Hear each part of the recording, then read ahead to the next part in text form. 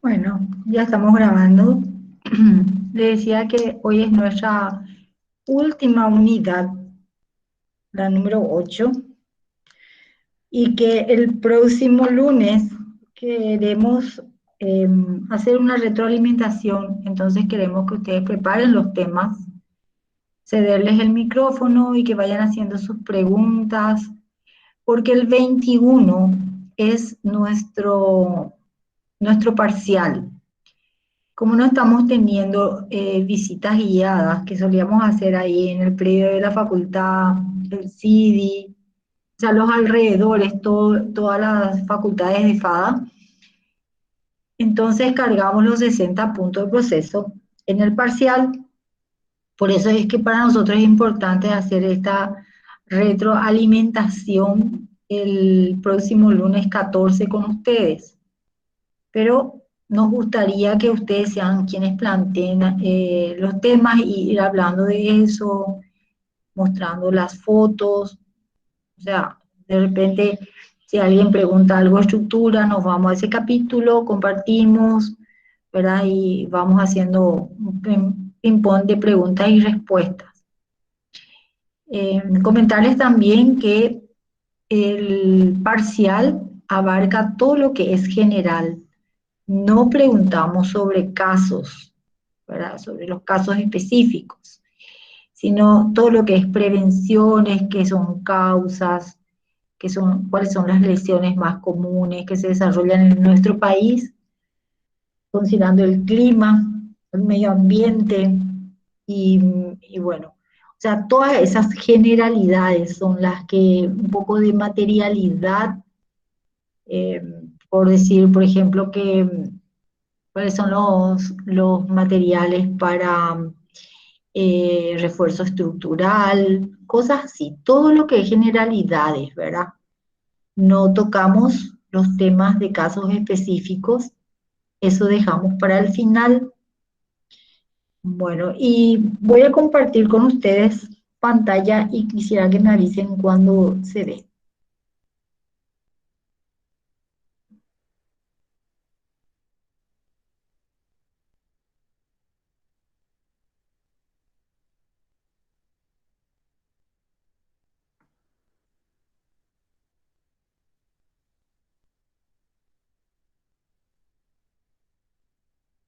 A ver un poco. No sé si ven.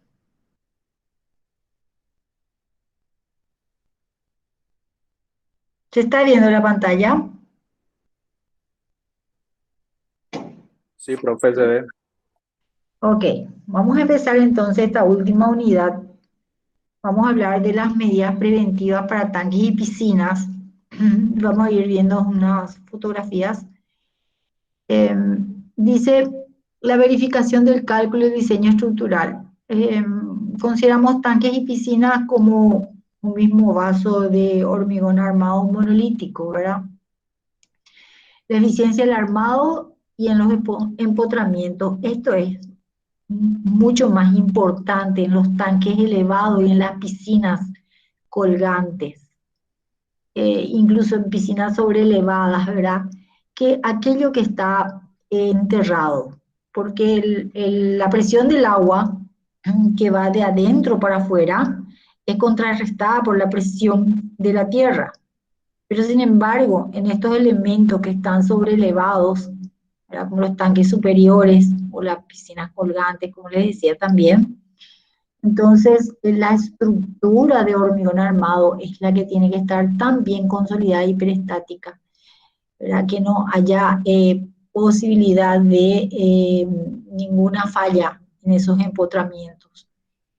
¿Por qué? Porque por fuera no tenemos la tierra, que es cuando está enterrado, ¿verdad? O sea, no se nivelan las tensiones. Después dice previsión en los orificios de las instalaciones de cañería. Esto ya siempre hemos hablado de dejar los tubos pasantes antes del cargamento, antes del vaciado del hormigón. Eso es fundamental.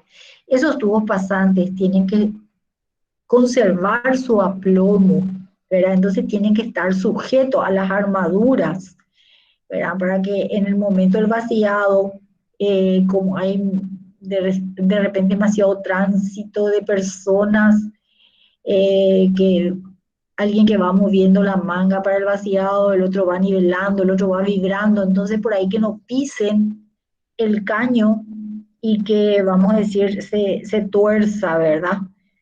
Por eso es muy importante dejar un banderín, una señal donde están los caños pasantes para después conectar las instalaciones a ese caño pasante. Verificación y mejoramiento del suelo si fuese necesario. Específicamente vamos a ver cuando el suelo es tan importante en los elementos que vayan a estar enterrados, de que esté considerado su estratificación cuando hay arcilla expansible en el terreno.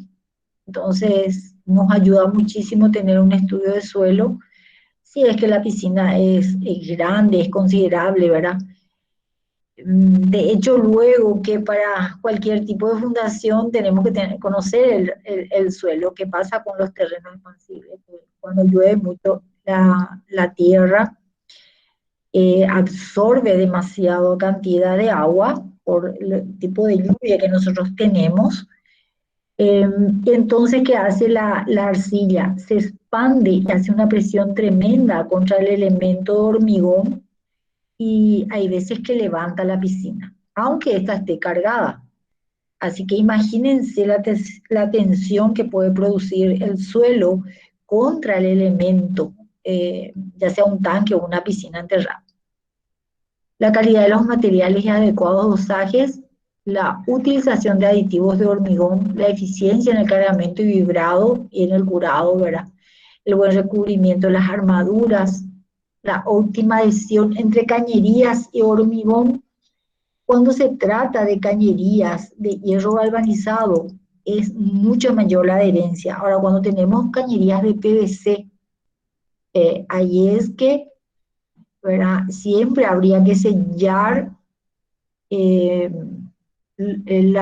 vamos a decir, la unión, exactamente la unión entre la cañería de PVC y el vaso de hormigón armado, después hacer las aislaciones y volver a sellar otra vez con un mastic, ¿verdad?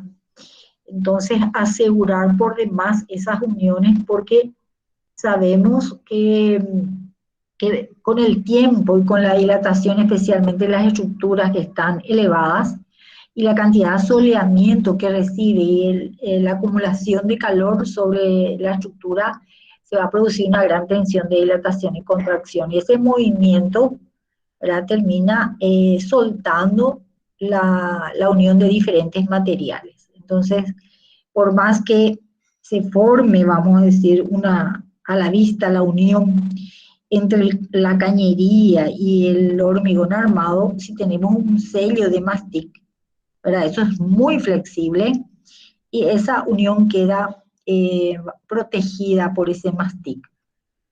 Entonces es ahí un refuerzo en cuanto al sistema de aislación. Óptima calidad de la impermeabilización hidrófuga, siempre estamos hablando de revoques hidrófugos entre puentes de adherencia, ¿verdad? Y un sellado con pintura cementicia con polímeros. Para tanques de agua, eso queda ya compatible con el agua de consumo, y si fuera una piscina, se adhieren muy bien los azulejos y los acabados de pastillas sobre esta pintura cementicia, ¿verdad? Mano de obra calificada, control de calidad por parte nuestra del periódico mantenimiento, especialmente en lo que tiene que ver con piscinas, no dejar vacía la piscina, porque entonces se desestabiliza la estructura de hormigón y sufre muchísimo el asoleamiento. El agua, vamos a decir que hace, primero que esté estabilizado y después que también no absorba dentro del vaso, vamos a decir, dentro de la piscina no absorba y no acumule calor. Entonces, traten de siempre mantener llena la piscina y por más que el agua se descomponga, hay muchos productos químicos para estabilizar de vuelta el agua. Bueno, vamos a ir viendo un poco unos detalles. Este detalle es al solo efecto de que ustedes recuerden toda la cantidad de instalaciones y de cañerías pasantes que se tienen que dejar, ¿verdad?, en un tanque. Lo complejo del detalle constructivo y el de la mano, la necesidad de la mano de obra muy calificada. ¿Mm? Eso es muy importante. Otra cosa que es importantísimo, digamos que estos son los tubos pasantes que se van dejando, entonces después la instalación se conecta al tubo pasante.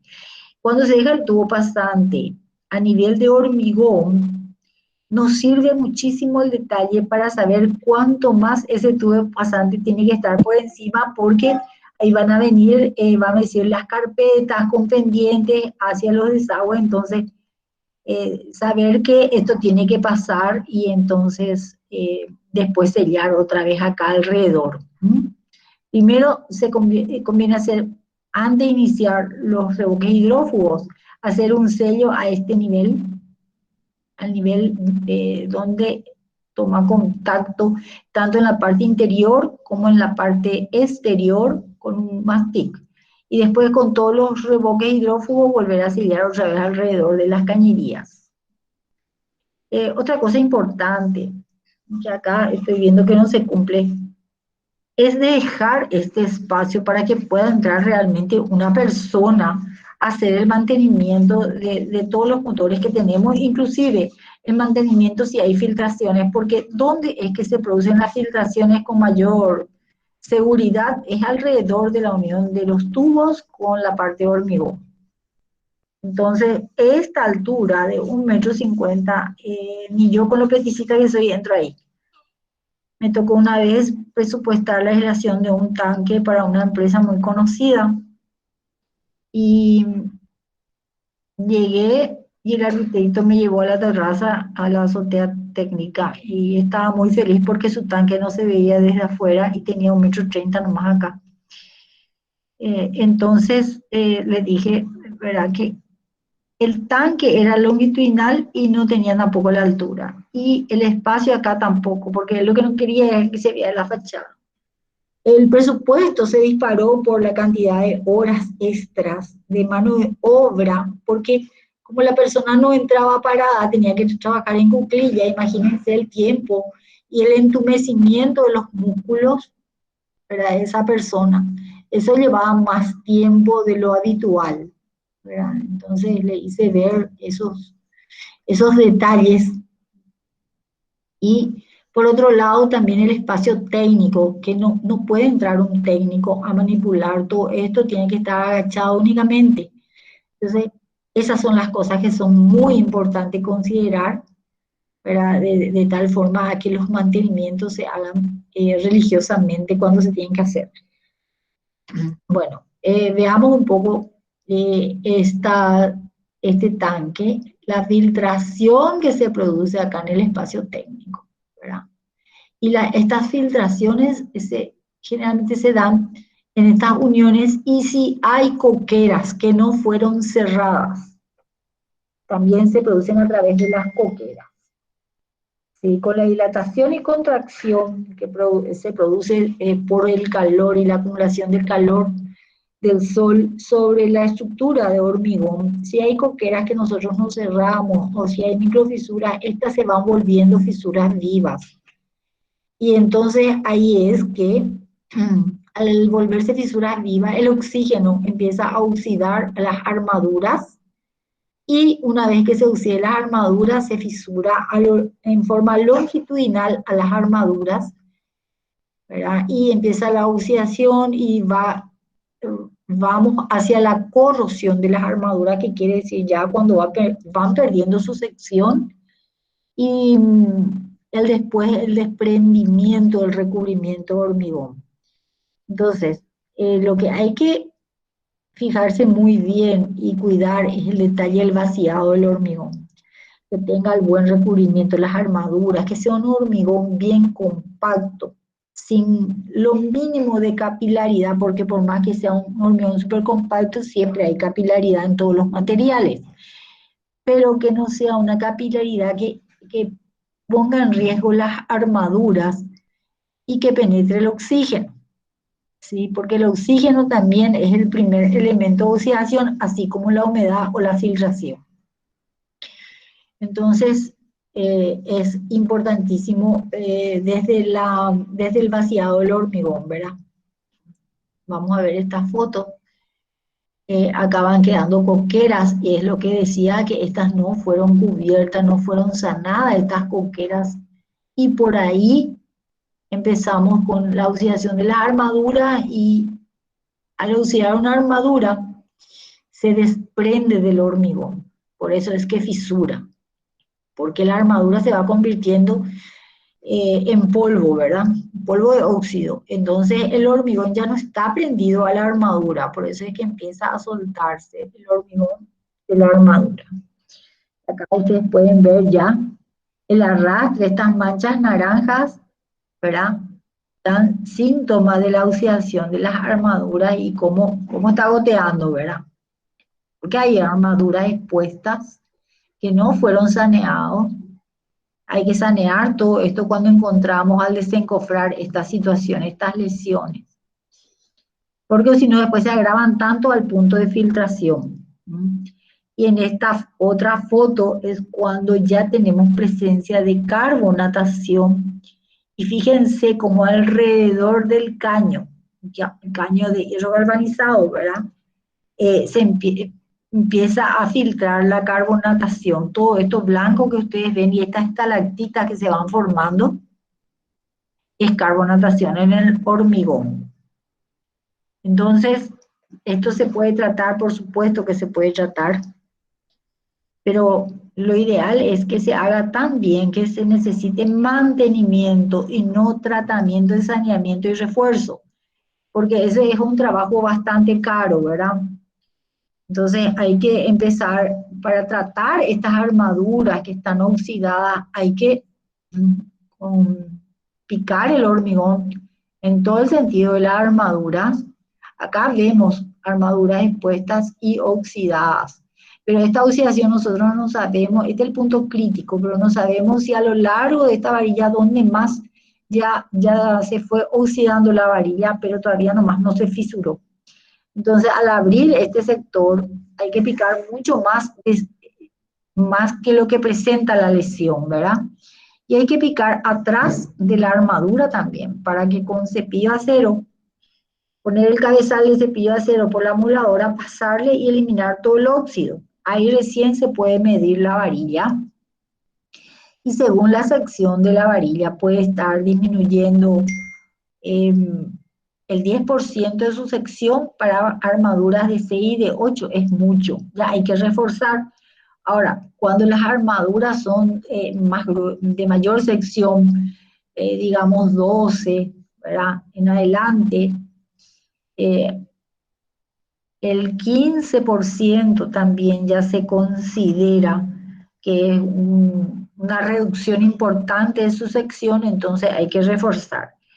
Y para reforzar hay que poner una armadura de la misma sección al lado, y eso se pone con adhesivo epóxico.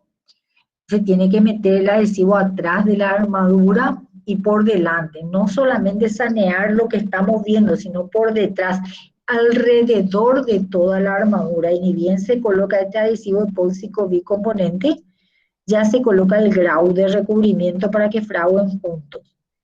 No puede fraguar el adhesivo, que es una pintura, y no haber colocado el grabo, porque si no, en vez de ser un adhesivo, ¿verdad?, que lo que quiere es prender el grabo como recubrimiento, pasa a ser un elemento disociante.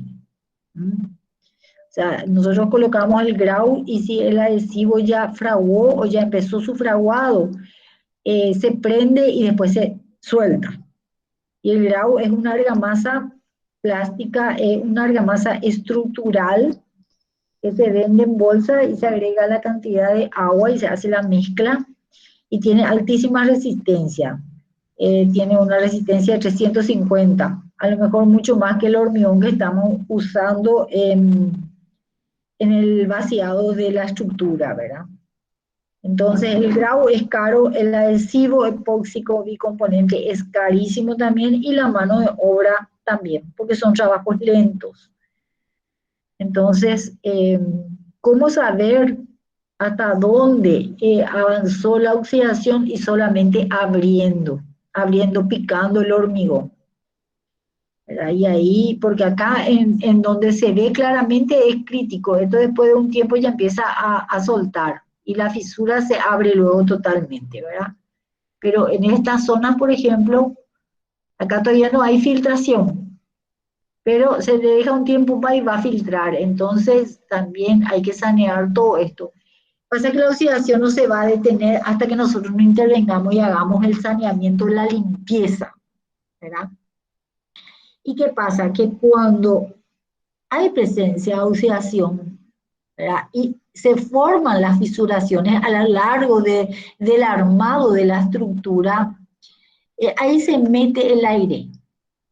Y el aire es lo que lleva a producir la carbonatación de la masa de hormigón. La oxidación afecta a las armaduras y la carbonatación afecta al hormigón, pero acelera el proceso de corrosión de las armaduras. Desde el momento que hay al mismo tiempo oxidación y carbonatación, usted tiene que saber que el tiempo de corrosión de las armaduras y que se empiecen a soltar las armaduras va mucho más rápido, ¿verdad? Porque la carbonatación produce mayor oxidación y en menos tiempo. Entonces se corroe todo y se pueden soltar las armaduras, ¿verdad? El tema es que deja de ser monolítico porque se desprende todo lo que es acero de la masa de hormigón. Entonces ya no trabaja junto, ¿verdad? Y si se sueltan las armaduras o baja la sección, se carcome la sección de las armaduras y hay presencia de carbonatación, baja totalmente la resistencia del hormigón armado. Pero declina impresionantemente como declina. Se puede reforzar, por supuesto, pero es caro. El otro sistema que habíamos mostrado de refuerzo estructural es sanear, ¿verdad? Las varillas, pero volverlas inutilizables, o sea, reforzar con fibra de carbono, que es más caro, pero es más rápido, mucho más rápido. Y muchas veces el tiempo tiene un valor monetario mayor, vamos a decir, a lo que tengamos que gastar. Entonces es importante saber eso. El refuerzo con fibra de carbono es muchísimo más rápido, es muchísimo más fácil. No se vibra la estructura porque no, esto con cepillo de acero nomás se limpia así superficialmente porque no nos interesa más el trabajo de tracción de las armaduras porque la fibra de carbono es la que sustituye a eso.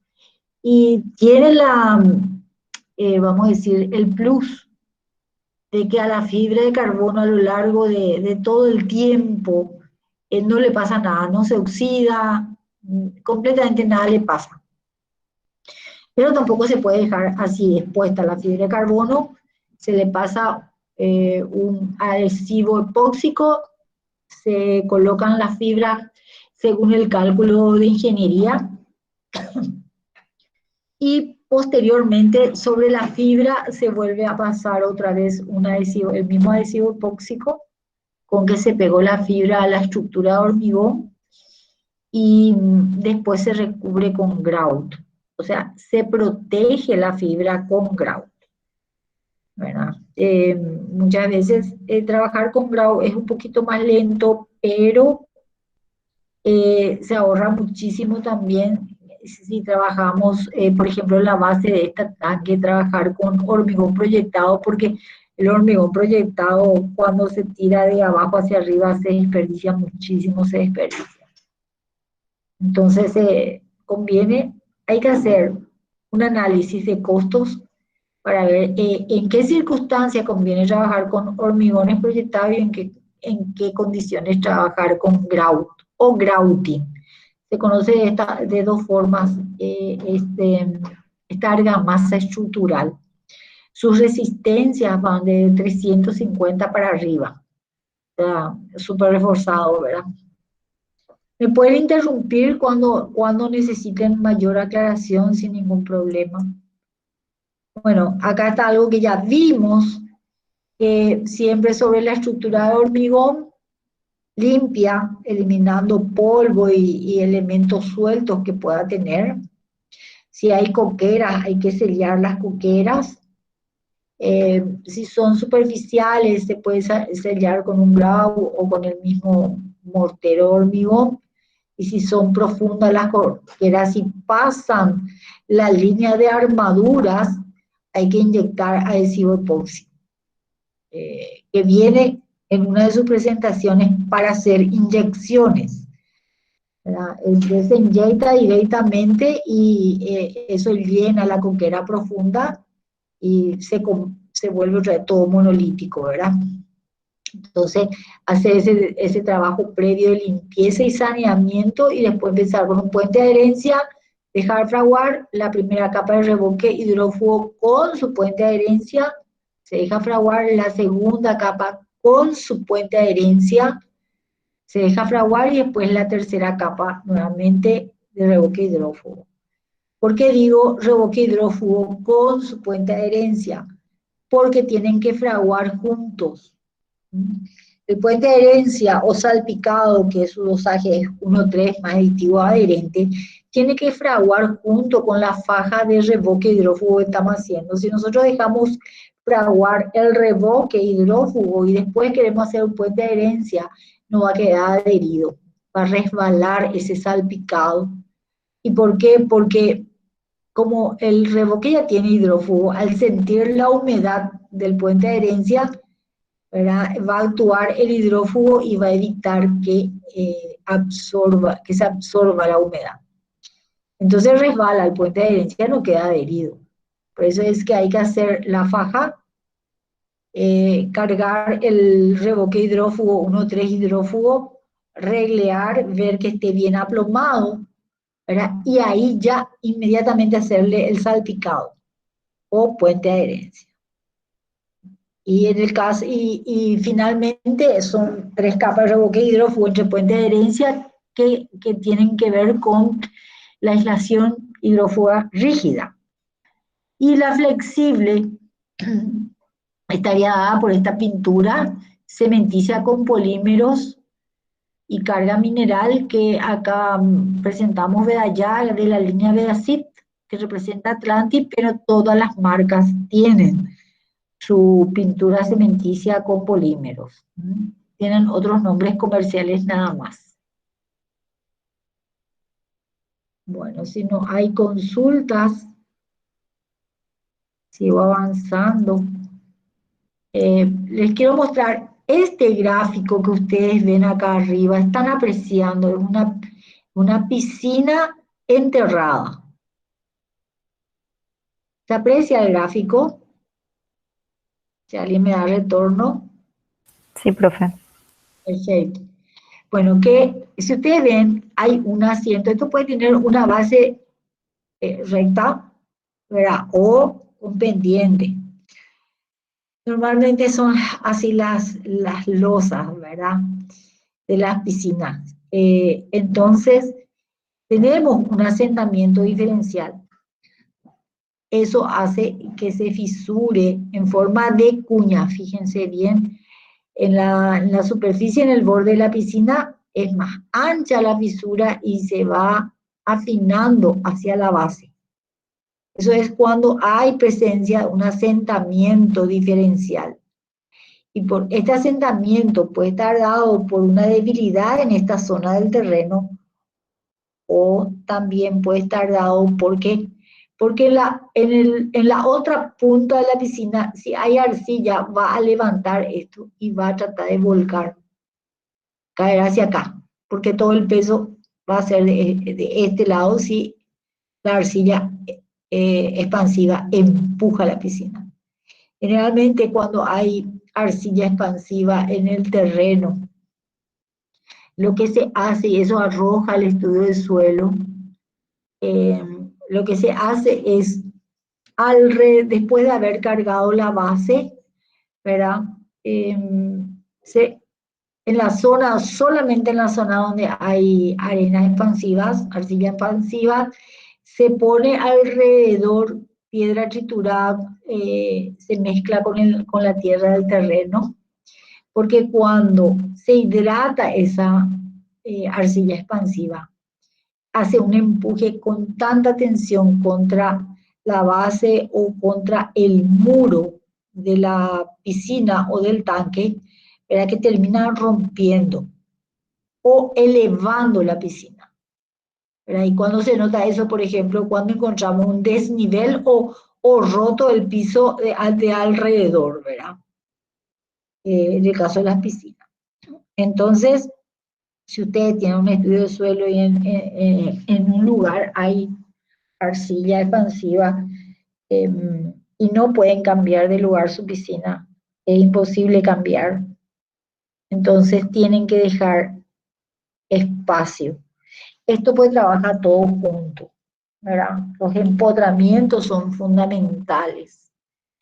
Entonces se deja piedra triturada como dándole espacio entre la capilaridad de la piedra y la tierra. Se mezcla y se deja ahí, alrededor de esa zona donde hay arcilla. Entonces cuando la arcilla se hidrata, empuja y toda esa granulometría de piedritas trituradas con tierra se compacta, pero da un espacio para la expansión de la arcilla y para que la tensión tan grande no llegue contra la base o contra el muro de la pileta o del tanque.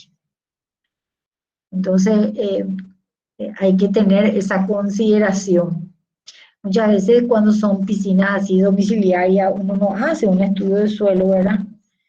Pero sí hay que siempre acostumbrarse a hacer estos estudios de suelo para tener una idea, primero de la fundación, porque uno funda con mayor seguridad todas las obras.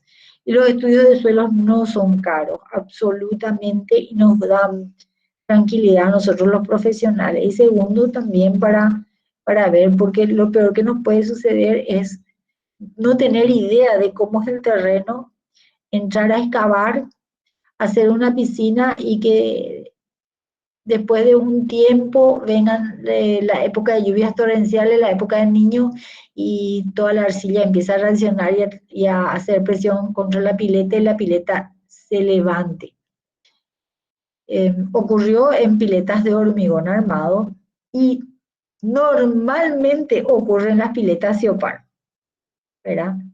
En mi casa en San Bernardino, por ejemplo, 3 veces tuve que estabilizar una piscina Siopar que está en el patio de mi casa, ¿verdad? ¿Por qué?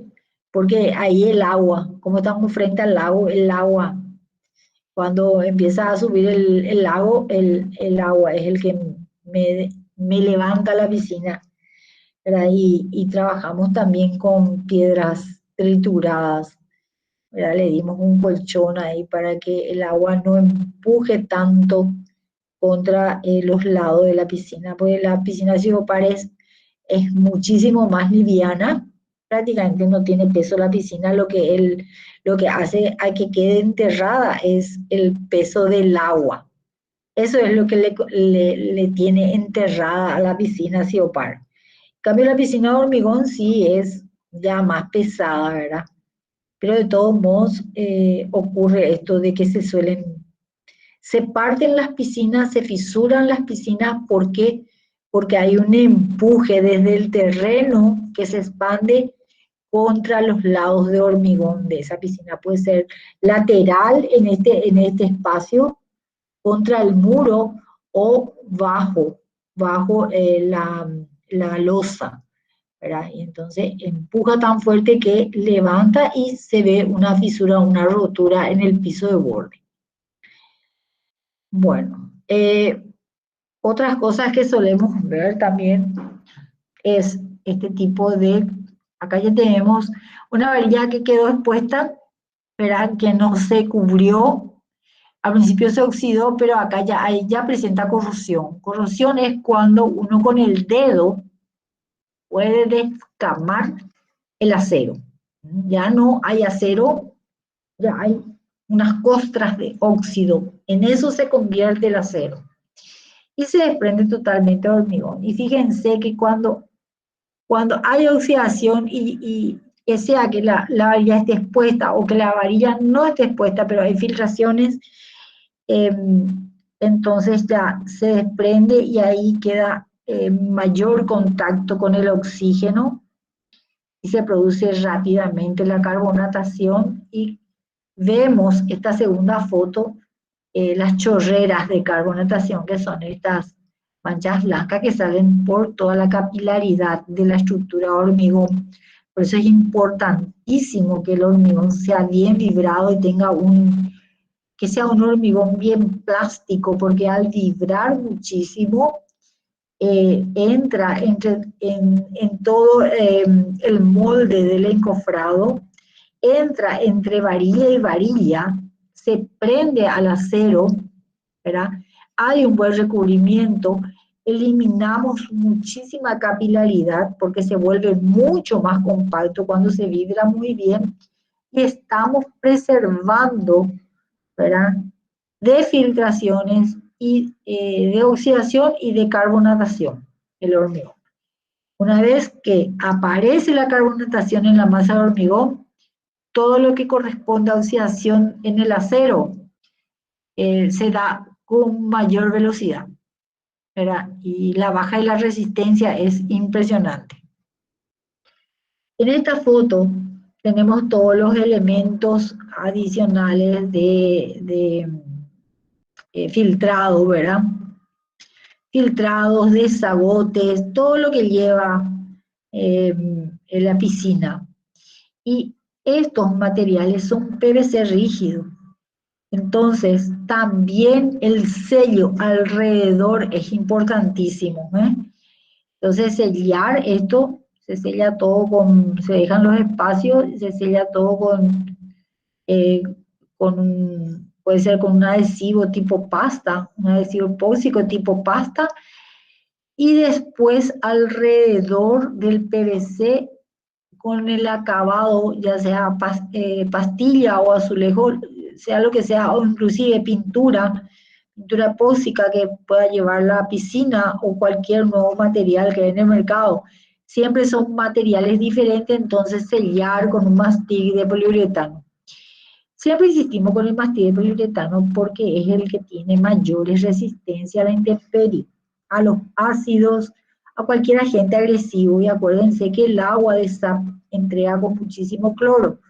Y tanto en tanques como piscina tienen una cantidad de agregados químicos para estabilizar el pH del agua. Entonces, hacer estos sellos alrededor para evitar la filtración por estos lugares, ¿verdad? Y en esta foto ustedes pueden ver, acá esta es una piscina por dentro, ella se le sacó todo su revestido, absolutamente todo, porque tiene una filtración tremenda, ¿verdad? Y hacia un lado, hacia tres lados tenían taludes de pasto, pero hacia el otro lado era todo un muro de hormigón a la vista. Y las filtraciones eran enormes. Bajaba el nivel de agua cada día, ¿verdad? Entonces, era muy evidente porque las fisuras ya se visualizaban del lado que era muro, ya estaban visibles las fisuras y con muchísima carbonatación. El arrastre del agua arrastra la carbonatación, arrastra la oxidación. ¿Y qué es lo que entramos y encontramos? Al sacar todos los acabados, ¿verdad?, lo que encontramos, empezamos a picar las fisuras que ya eran grietas, ¿verdad? Picamos y encontramos adentro un pedazo de encofrado dentro del muro de hormigón. Y ustedes saben bien que la madera no se adhiere al hormigón, ¿verdad? Por eso se utiliza como encofrado, ¿sí? Encontramos esto y esto solamente puede darse cuando hay un sabotaje en obra, ¿verdad? Nadie deja ahí metido, aparte que si pudo haber quedado un pedazo de encofrado, hubiese quedado hacia adentro y se saca, ¿verdad? O, no sé, por ahí metido en algún lugar de entre la tierra y la piscina, o algo así, ¿verdad? Pero esto está dentro del muro, en el espesor del muro está metida esta madera que ustedes ven acá. Entonces no se puede pensar otra cosa que no haya sido un sabotaje entre el personal y el contratista por ahí, pero terminamos siendo nosotros las víctimas, los profesionales, porque el cliente llama y hay que solucionar. Bueno, entonces el control, ¿verdad? El control es importantísimo. Esta es una sala de máquina de una piscina que está sobre, está colgante en el último nivel de un hotel muy conocido. Hicimos la consultoría y miren ustedes cómo el desprendimiento del recubrimiento del hormigón, y fíjense cómo están las armaduras, ¿verdad? Esta es la sala de máquina, ¿sí? Estas son las condiciones que presentaba, esta es la base de la piscina, ¿verdad? Y bueno, como es colgante la piscina, está en la terraza social del hotel, se puede entrar, hay un espacio técnico para hacer mantenimiento de todas las instalaciones, todo perfecto, ¿verdad? Pero ¿por qué se produce esto? Porque hay filtraciones. Y las filtraciones venían desde el piso de borde de la piscina, empezaban a entrar. El piso de borde de la piscina no terminaba acá, por ejemplo, en este borde nomás, ¿verdad? Entonces, a través del piso empezaba a entrar agua y como la estructura de la piscina es hormigón y todo lo que sea cementado, sea hormigón armado, sea masa hormigón, carpetas, revoques, si no están hidrofugados, absorbe muchísima agua. O sea, hay presencia de agua y ya absorbe totalmente la humedad, ¿verdad? Actúa como unas esponjas. Entonces, los pisos también eran cementados y la falta de mantenimiento de las pastinas iba filtrando. Y abajo de esos pisos de deck, ¿verdad? Donde estaban todas las reposeras, estaba toda la losa esta del espacio técnico debajo de la piscina y debajo del deck. Y en un lado empieza a filtrar, empieza a oxidar las armaduras y la oxidación va corriendo a lo largo de las armaduras. Y así se va contagiando todo, ¿verdad? Y después ya empieza el desprendimiento. Fíjense acá, el recubrimiento del hormigón parece que fuera apenas un revoque y pintura nada más. Y no, esto es recubrimiento del hormigón, que así es como se va desprendiendo y dejando con mayor razón al contacto del oxígeno las armaduras, que, bueno, se acelera muchísimo. Fíjense, todo está corroído. Esto no es que está oxidado nomás, está corroído. Entonces hay que hacer mantenimiento, hay que atender todas estas situaciones. ¿Alguna pregunta hasta acá? Para seguir avanzando.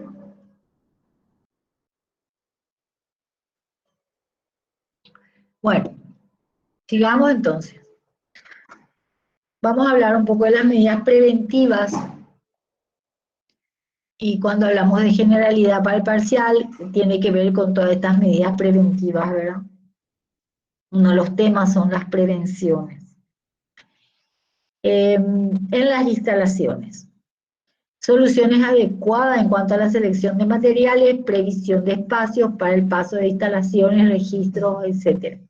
Cumplimiento de las normas, cálculo y dimensionamientos correctos, definición completa de detalles constructivos y materiales a emplear, previsión de un correcto mantenimiento, previsión del correcto uso de las instalaciones. Por eso el manual de uso y mantenimiento es fundamental entregar al propietario con el proyecto ejecutivo. Mano de obra calificada, control de calidad y periódico mantenimiento. Y vamos a ver unas fotos Pero las causas más comunes en las instalaciones es el taponamiento de tuberías, ya sea por sarro que se produce en las cañerías metálicas y también en las de agua caliente. Este sarro o barro va obstruyendo y disminuyendo la sección efectiva de la cañería, ¿verdad?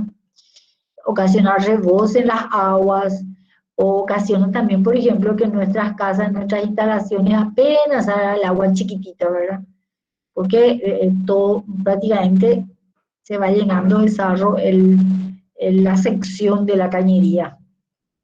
Eso también hace presión y empiezan a filtrar todas las uniones o accesorios. Entonces, desplazamiento por desprendimiento o rotura de los tubos que componen la red también, ¿sí? Ahí es que donde se empiezan a soltar las uniones y hay filtraciones, y si eso está enterrado, va erosionando el terreno. Después tenemos asentamientos diferenciales en las fundaciones. Y si no está enterrado, si están embutidos en la mampostería, empiezan todas las manchas de humedad. Y si están en algún cielo raso técnico, empiezan las filtraciones en los espacios, ¿verdad? Humedad y deterioro de pavimento, revestimiento, más allá, por falla de las uniones. Condensación por falta de aislamiento en las tuberías. Esto tiene que ver con las cañerías y los ductos del sistema de climatización de los aire acondicionados, por ejemplo, que tienen que estar aisladas térmicamente, porque si no condensa y empieza a gotear esa condensación. Corrosión en las tuberías por falta de protección exterior, empleo de materiales no adecuados, trabajos a temperaturas excesivas, corrosión y mancha en el cielo raso, daños en los elementos estructurales por el paso de instalaciones no previstas. Bueno, y veamos las fotos. Acá, por ejemplo, hubo un deterioro porque uno de estos accesorios, ¿verdad?, empezó a tener pérdidas, ¿verdad? Y entonces todo lo que es acabado, primero, se deteriora, se desprende, se disgrega, y segundo, toda la mampostería absorbe muchísima humedad y queda con esa humedad remanente. De los ladrillos se van contagiando unos con otros por capilaridad. Y tenemos ampollas en las pinturas, después ya desprendimiento, después los revoques se disgregan y todo se va complicando en la medida que nosotros no intervengamos a tiempo. En la siguiente foto, la que vemos acá, vemos los caños de bajada de canaletas, ¿verdad?, que son caños metálicos, que está todo colmatado con material vegetal, y esto se pudre ahí adentro y hace que se llene totalmente la cavidad de desagüe. Y si esto es de chapa, la chapa empieza a oxidarse por efecto de todas las hojas que se van descomponiendo adentro, ¿verdad? Y las chapas, vean ustedes donde hay soldadura entre un pedazo de chapa y otro pedazo de chapa, pues la chapa también tiene su ancho y su longitud. Van a ver que las soldaduras se empiezan a desprender y se oxida y se corroe totalmente. En donde se desprendió una soldadura de la chapa y hay oxidación, ya eso ya no se puede volver a soldar. Entonces hay que ir cambiando los pedazos de chapa. Hoy en día tenemos todos los sistemas de canaletas de PVC y bajadas de PVC.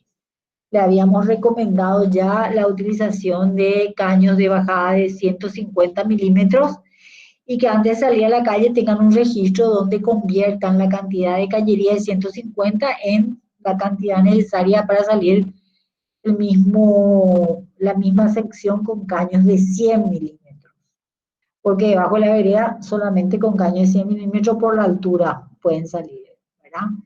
Después en cañerías que están enterradas y cuando hay, si son de hierro galvanizado, por ejemplo, y hay oxidación porque están en contacto con la tierra, entonces empieza a perforarse la cañería y a haber pérdida que esto forma oquedades en el terreno y produce asentamientos diferenciales.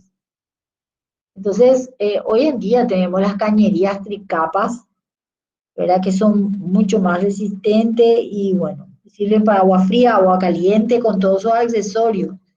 Traten de no mezclar los accesorios. Usar PVC con accesorios de hierro galvanizado es fatal, ¿verdad? Y hay muchos plomeros que quieren hacer porque ellos presionan nomás el caño en la rosca del accesorio de hierro galvanizado y de repente presionan de más y ya se fisura el PVC. No el hierro, ¿verdad? Pero por la fisura del PVC, después empiezan las filtraciones. Bueno, acá hay un claro ejemplo de lo que le está diciendo. Acá hay accesorio que es de hierro galvanizado, ¿verdad? Y si tenemos losas rebajadas, ¿verdad? Todas las aguas que van filtrando van quedando acá. Después recién van atravesando la losa y aparecen en el cielo raso de planta baja. Bueno, y ahí se nota por la humedad, por el disgregamiento, los acabados, todo lo que ustedes quieran, pero el agua en su paso por la estructura, por la losa de hormigón, hay que ver qué tipo de lesiones de oxidación o de carbonatación produjo. Entonces es importante hoy en día tratar de usar las losas planas con cielos rasos para que sean rápidamente identificables las pérdidas y que rápidamente se pueda solucionar. Y no tener losas rebajadas que cuando realmente nos damos cuenta de que hay un problema de filtración, hay que levantar y desmontar todo el baño. Y además, ese agua de filtración tuvo que haber pasado por la estructura de hormigón, por la losa, y sí o sí va a causar daño. Entonces, tenemos que minimizar estas situaciones y tratar de no usar más losas rebajadas.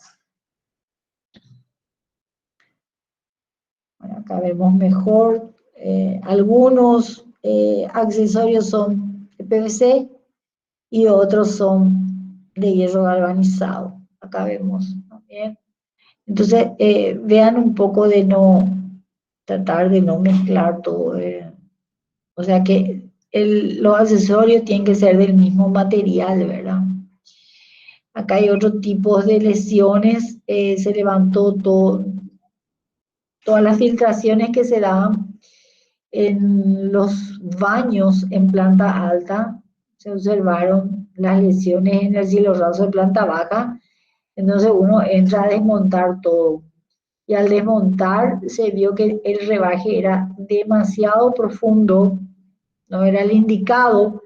Imagínense que eso estaba lleno de escombros, tierra y escombro, ¿verdad? O sea, el relleno era tierra y escombro, como pueden ver acá en esta foto, era tierra y escombro el relleno de esta losa rebajada. Y eso es un peso tremendo para la estructura, por un lado. Y por otro lado, la tierra, cuando empieza a mojarse, si es tierra y escombro, empieza a mojarse por las pérdidas, aumenta también su peso, ¿verdad? Entonces se limpió todo eso y lo que se hizo es colocar, fíjense, 2 niveles, 2 hiladas de ladrillos huecos, ¿verdad? Por la profundidad que tenía esa losa rebajada. Entonces, conviene no usar losa rebajada y en el caso en que, no sé por qué no podrían usar losas planas con silorazo técnico y un aislante acústico si fuera necesario para no escuchar la descarga, no puede pasar. El rebaje de una losa rebajada no puede pasar a lo sumo 20 centímetros. Acá era súper profundo. Se tuvo que colocar 2 ladrillos para volver a calzar todo el desagüe. Fíjense acá, esta es una instalación de losas colgantes, donde se ven todas las cañerías, pero esto todavía no está terminado. le falta, por ejemplo, acá alrededor de la rejilla, de la caja de la rejilla, todo su soporte en dos direcciones, ¿verdad? Que se remacha estos soportes metálicos se remachan por la losa de hormigón, pero en dos direcciones. Y quedan bien nivelados, todos los caños bien soportados, ¿verdad? Porque acuérdense que mientras que no haya circulación de líquido adentro, esto está estable y es su propio peso, pero después hay una presión del líquido, ¿verdad? Y los arrastres de masa que haga el líquido, entonces esto puede también vibrar bueno, y desprenderse, y si se desprende vamos a tener acá, en estas uniones. Entonces hay que hacer estos soportes, son fundamentales. Otra cosa que solemos ver, típico que solemos ver de parte de los plomeros, es que no usan accesorios, sino que calientan el caño de PVC y doblan según su necesidad. El ahorro que está haciendo por la falta de un accesorio nada más, le va a causar problemas después, porque el PVC es flexible cuando está caliente, pero después se enfría y se rigidiza. Y al doblar el PVC y al rigidizarse después se forman microfisuras que no se ven, pero con el tránsito del líquido, la presión que causa el líquido dentro del caño, esas fisuritas, microfisuras, después se vuelven vivas y empieza la filtración. Fíjense también el uso de accesorios de diferentes materiales. Este es el PVC común, el tricapa, ¿verdad? Y cómo van usando diferentes, lo que tengan nomás van usando accesorios y no seguir la misma línea de cañerías. Acá vemos, tienen codos de un tipo, de otro tipo. Acá hay hierro galvanizado, acá hay hierro galvanizado, hay PVC tricapa, hay accesorios de PVC común. O sea, parece ser que se hizo de accesorios que son de sobra de diferentes obras, ¿verdad? Y cada material trabaja una tensión diferente. Y se coloca también con una presión diferente, ¿verdad? Y probablemente acá lo que sufra más son las partes de cañería de PVC común, toda la parte blanca, ¿verdad? Porque el hierro galvanizado uno puede apretar y no hay problema. Pero el PVC tiene su punto de roscar y apretar porque después ya fisura. Entonces lo mejor que podemos usar es materiales roscables y soldables, como son estos tricapas. Bueno, seguimos viendo. Estas son las primeras lesiones que se notan cuando hay pérdidas en los sanitarios o unidades húmedas, como pueden ser lavaderos también en planta alta. Y bueno, uno entra a romper todo el baño y resultó que el baño no tenía pérdida, que la pérdida estaba justamente acá en la subida y en la curvatura que le dio el plomero al PVC, ¿verdad? Calentando el caño, el mismo que recién habíamos visto como desagüe, ahora como alimentación de agua corriente. Acá nomás estaba el problema. Pero al ver esto, lo que primero uno supone es vamos arriba porque arriba tenemos un baño que está perdiendo, ¿verdad? Y en realidad lo que perdía era el caño de alimentación de agua que estaba exactamente acá al lado del pilar. Y todo porque se trabajó calentando el caño. Esto también muestra la falta de detalles constructivos. La falta de detalles constructivos hacen que se cometan estos errores también. Y después primero te dicen, no te preocupes, Arqui, esto vamos a solucionar. Y esa es la forma que ellos solucionan. La unión de diferentes materiales, ¿verdad? La parte de estructura de hormigón, la cañería de PVC y los parapetitos de mampostería. Son 3 materiales diferentes con diferentes tensiones y dilatación que terminan soltando, ¿verdad? Acá se hizo primero el parapeto y después se rompió y se puso la cañería y se revocó y se remendó la parte que se había roto. Y al remendar tampoco usaron un adhesivo adherente en la mezcla, entonces fisura. La propia mampostería con el revoque fisura, ¿verdad? Y fíjense las filtraciones que hay, porque con el tiempo se separan los materiales diferentes, ¿sí? Esto ya vimos también, si tienen que hacer esto, las bajadas de 150 es lo más posible que puedan usar, y si tienen que trabajar con bajadas de 100, con cubos de 100, porque no tienen otra opción, no cubran con membranas prefabricadas, sino con membranas in situ. El sello acá alrededor donde la membrana tiene que entrar dentro del codo para sellar perfectamente esta unión. Háganlo con membrana in situ porque es mucho más fácil meter capas de pintura con el pincel, ¿verdad? Que hacer con una membrana prefabricada que es mucho más rígida, tiesa, ¿verdad? Y es gruesa de una. Y aparte que cierra bastante la sección también de cañería de 100. El mantenimiento, ¿verdad?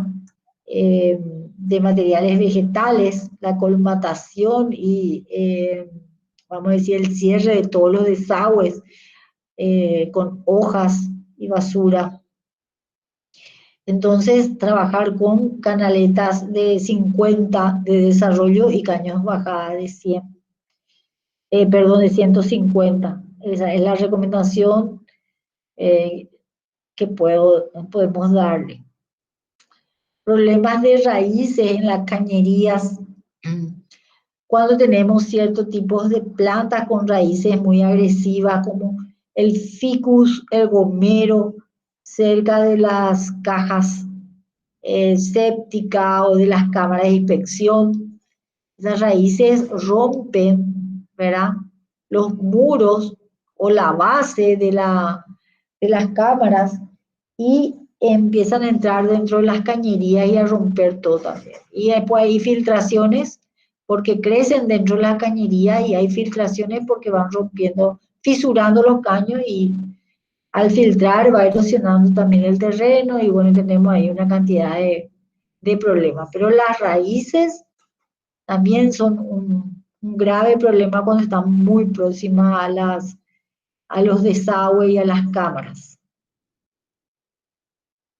Bueno, a ver. Aquí es el caso de la galería de Cacupé, que da hacia la santería. Y acá teníamos una junta de dilatación, ¿verdad? Una junta de dilatación teníamos y le empezó a filtrar. Y en vez de volver a hacer el mantenimiento y el sello de la junta por arriba, en el piso arriba, no tuvieron mejor idea que poner una canaleta. Y fíjense, esta canaleta otra vez tiene un caño de desagüe que hace esto, viene y sale acá hacia la calle. Y acá, este es el pedazo que sale hacia la calle que vemos acá, ni siquiera sale otra vez en dirección al registro. Esta es una muy mala idea, porque nosotros lo que tenemos que evitar es que el agua pase a través de la junta. Porque al pasar a través de la junta, ahí tenemos losa de este lado y losa de este lado. ¿Y qué es lo que hace? La losa absorbe toda esa humedad, ¿verdad? Y empieza a oxidar las armaduras y a desprender el hormigón de recubrimiento. Y entonces era sencillo, era todas las juntas del piso de arriba de esta losa están hechas con mastic asfáltico y por supuesto enseguida caducó el material, se rigidizó, no funcionaba como junta porque tenía un material rígido, había que levantar todo eso, limpiar la junta y poner un material flexible con filtro UV, que es el mastic de poliuretano, y el que tiene mayor elongación en el mercado. Entonces sea flexible lo que está dentro de la junta y pueda permitir la dilatación y contracción de las placas, ¿verdad? Bueno, era así de sencilla la solución. Sencilla y rápida la solución, pero ellos, por falta de conocimiento y la contratación de profesionales, ¿verdad? Es que decidieron poner esta canaleta de recolección con su caño de bajada todo metálico y que va acá, sale y bueno, y acá ni siquiera invocaron en el registro, ¿verdad? Pero acá había una junta, no es que había, hay una junta de dilatación estructural. Bueno, esto ya habíamos visto también los cableados de extensión que se dan sobre terrazas técnicas y se dan sin ninguna norma, sin considerar ninguna norma. Todo el sistema de extensión de cableado y de instalaciones debe ir soportado por el parapeto o por el muro, no sobre el piso de la terraza técnica. Tienen que llevar electroductos, ¿verdad? No puede estar el cableado así expuesto. ¿Por qué? Porque tampoco puede ser de estos cables comunes. El sol reseca el plástico y encima hay un tipo de hormiga y la lagartija que le encanta comer esto y dejan los filamentos expuestos, y cuando acá llueve se puede electrificar todo y incluso puede matar gente, ¿verdad? Entonces la falta de una mano de obra calificada y el control de calidad por parte de un profesional. Lo mismo en este tablero, fíjense lo que es un desorden total, uno no entiende, ni siquiera hay un instructivo que tiene que haber por la puerta del tablero, sí o sí, indicando los circuitos, las llaves, bueno, todo eso. Y encima más, fíjense que acá los cables caen y al cerrar la puerta se presionan, ¿verdad? Presionan y van cortando los cables. Lo mismo en un registro de piso. Registro, este es un tablero, un registro de piso, también una maraña. ¿Cómo saber acá qué es qué, verdad? Bueno, y acá vemos también electroductos dispuestos nomás así sobre la terraza sin ninguna. Para peor, esto tiene una membrana con foil de aluminio, ¿verdad? Y peor otra vez. Los electroductos van y terminan así en la nada y continúa el cable. O sea, es una desidia tremenda, ¿verdad? Acá vemos más de las extensiones que se hacen en los edificios en altura. De repente se van haciendo extensiones, ¿verdad? Y bueno, y esto se ve con un desorden y con un riesgo tremendo. Así es como se generan los cortocircuitos, los incendios en los edificios, ¿verdad? Por desidia, por falta de mantenimiento, por no hacer un proyecto de ampliación de instalaciones como se debe, ¿verdad? Bueno, acá ven, es la misma, es del mismo edificio, pero miren un poco lo que es un edificio en altura en el centro de Asunción, ¿verdad? Y es un edificio muy, muy reconocido, donde miles de dólares cuestan los alquileres, pero fíjense lo que es.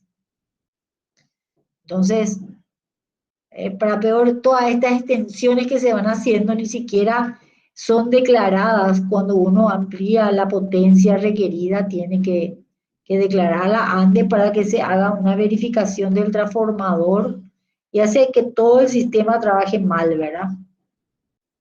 Entonces, hay mucha improvisación y falta de, no sé si de conocimiento, pero sí desidia por parte de los profesionales, tanto electricistas, ingenieros eléctricos y arquitectos.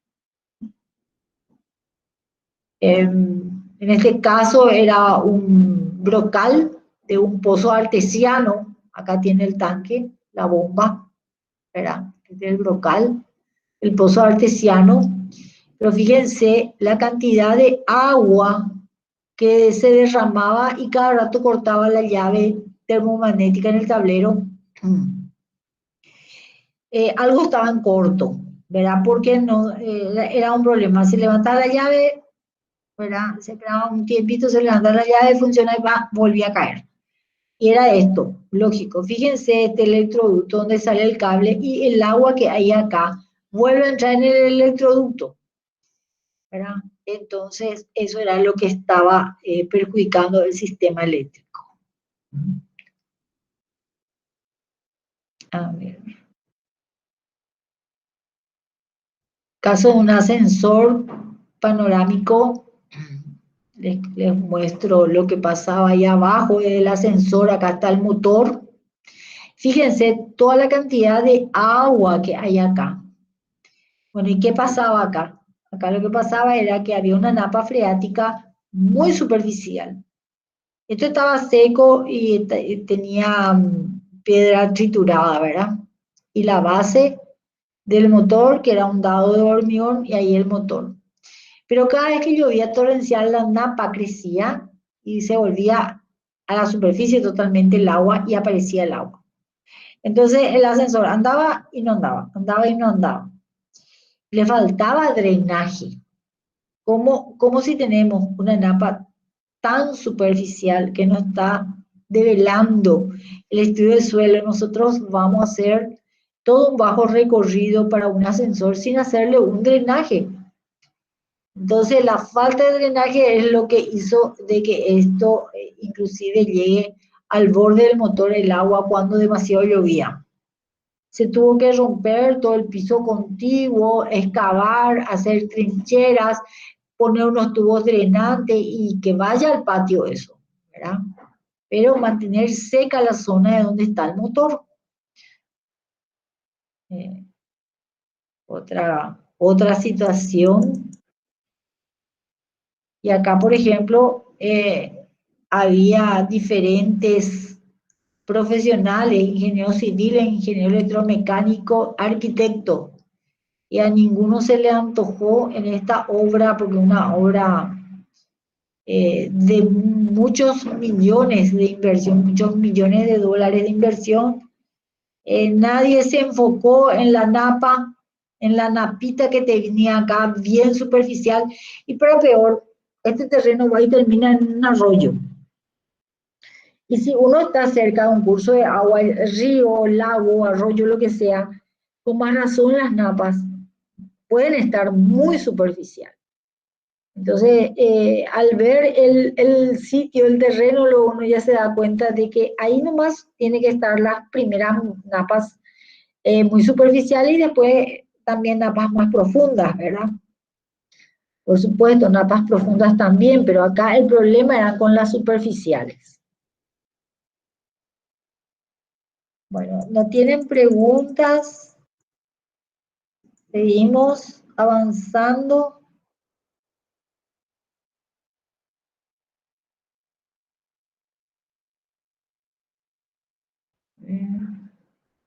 Ahí está.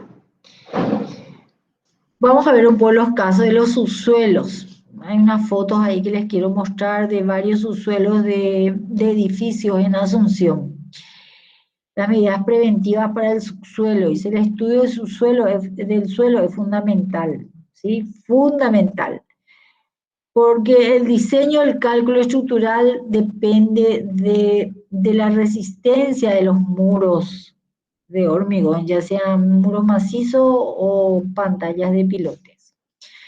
También el diseño del sistema de drenaje de napa freática es fundamental y eso solamente el estudio del suelo nos arroja para saber qué tipo de sistema de drenaje voy a usar. Drenaje definitivo en el muro y bajo la losa de supresión.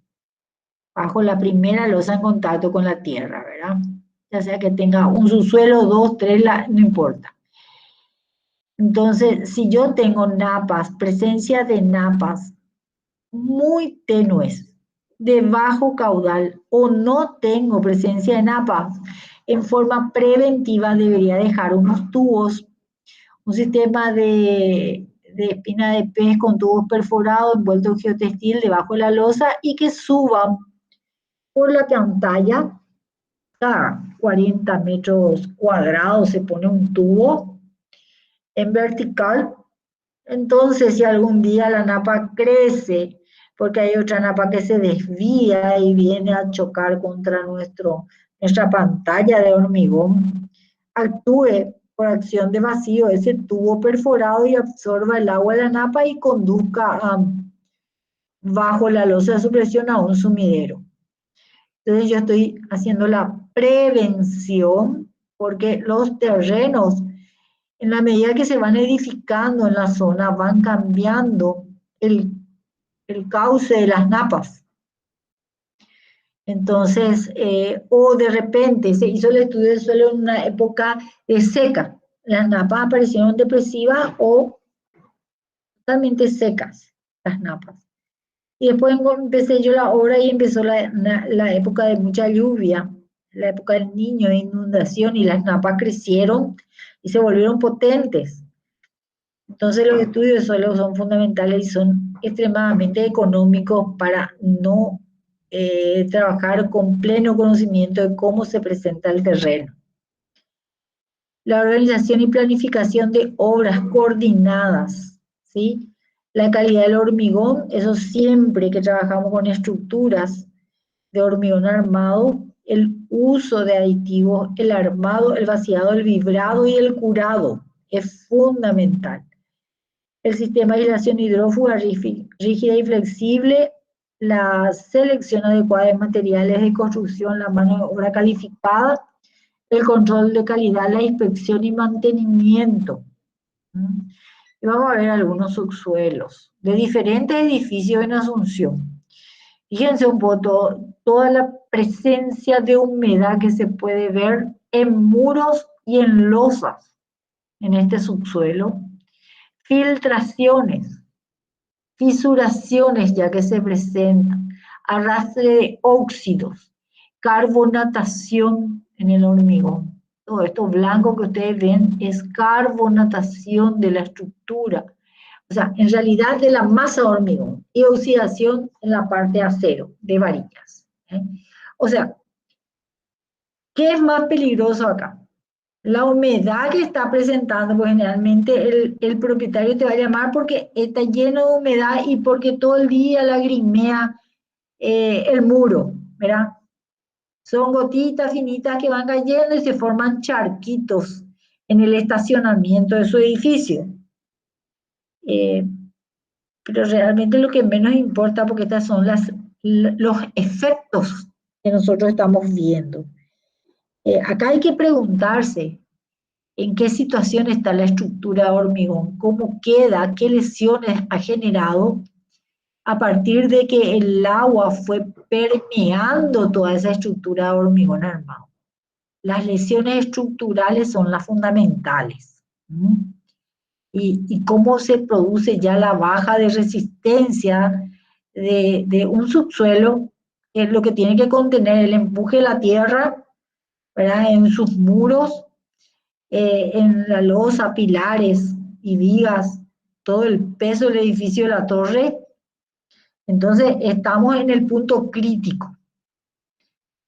Entonces, es muy importante hacer el estudio de suelo y hacer el diseño de captación de napa freática según el caudal de la napa.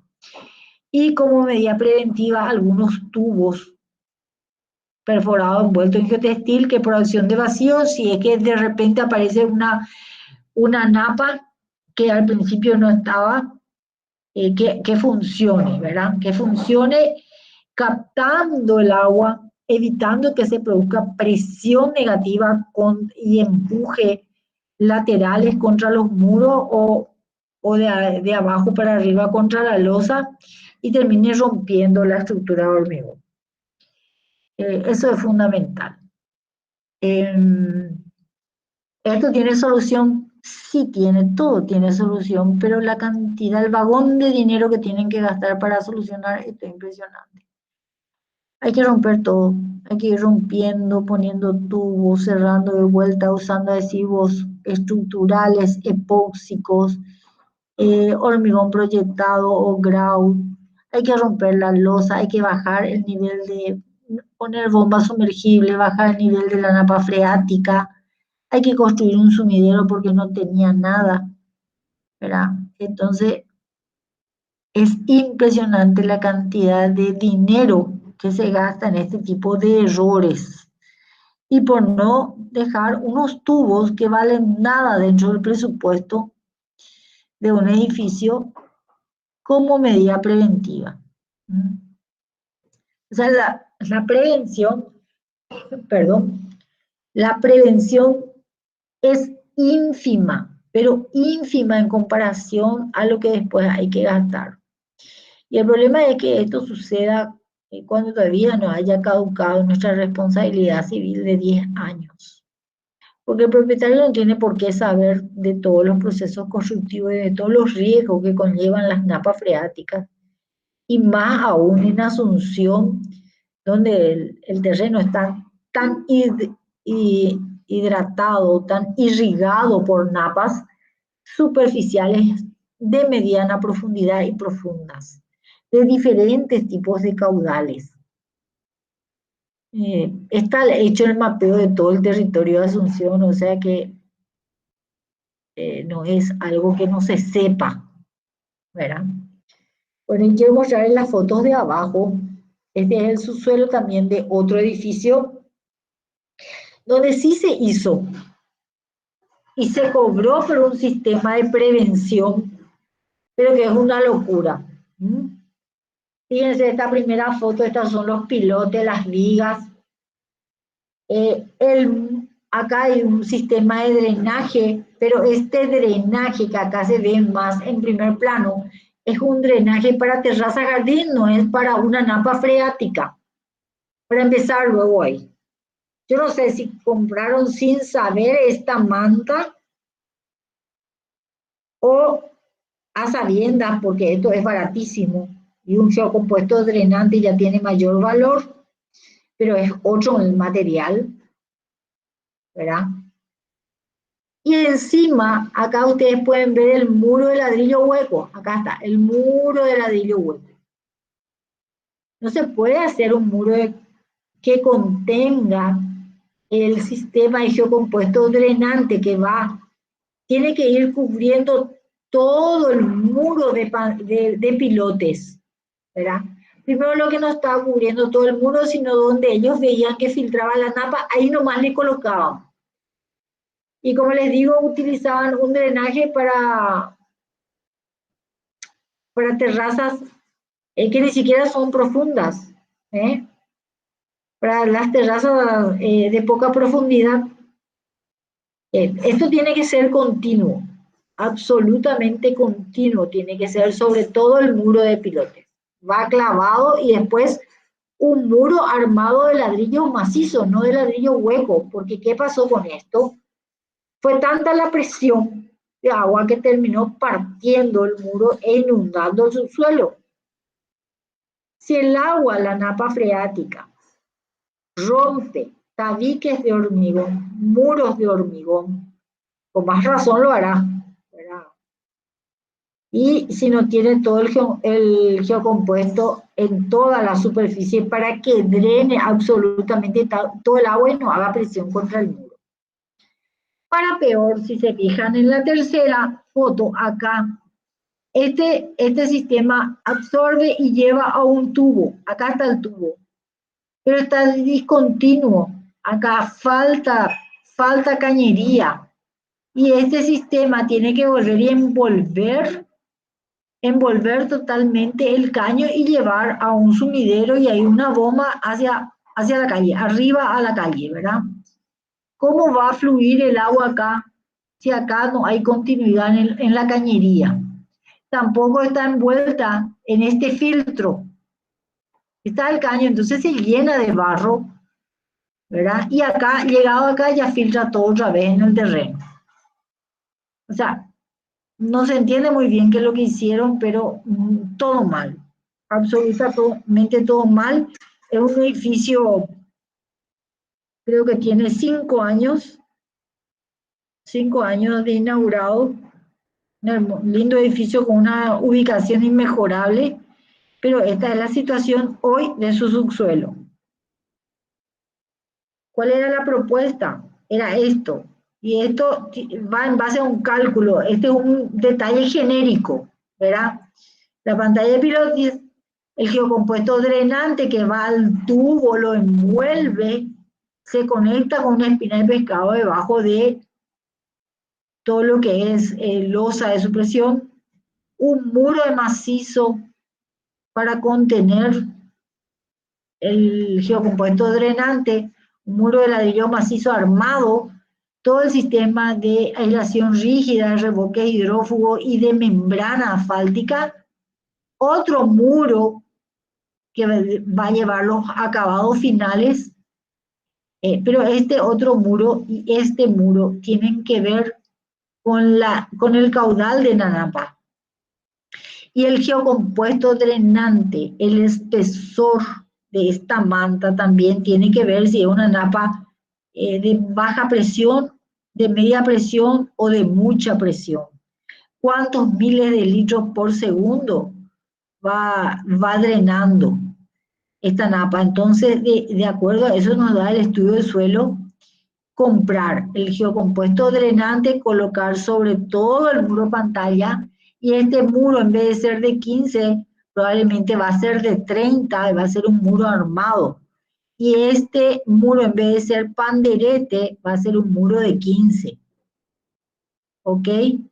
Y acá se conecta este tubo en el sistema de espina que tiene sus trincheras y que tiene, aparte de su geotextil, también tiene una cantidad de piedritas de diferentes granulometrías que actúan como filtro justamente para que no se obstruya la cañería y llegue solamente el agua y contenga todo el barro que arrastra.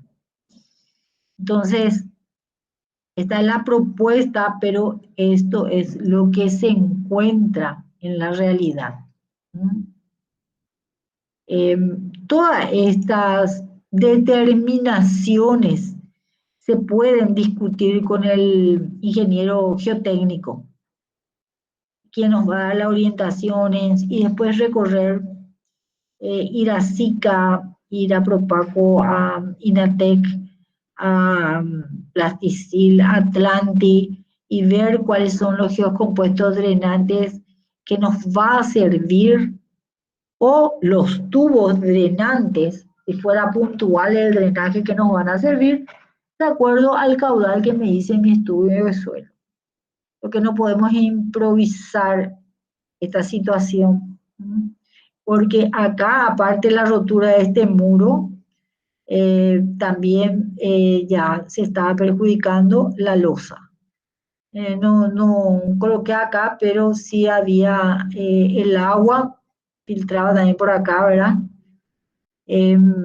Porque acá arriba hay otro nivel de subsuelo, entonces iba filtrando y iba generando lesiones en algunos sectores de esta losa.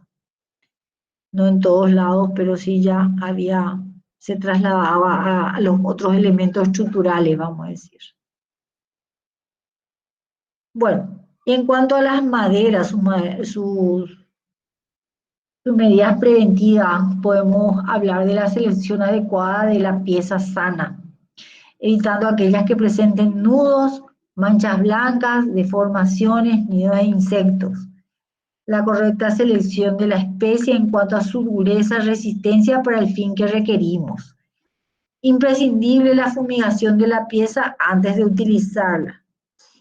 Hoy toda esta imprimación de insecticidas contra termitas, especialmente tenemos nosotros plantas de autoclave para inmunizar las maderas antes de llevarla a obra, pero en todo caso la madera tiene que estar seca y estacionada y después ir a una planta de autoclave para inmunizar y después llevarla a obra, ¿verdad?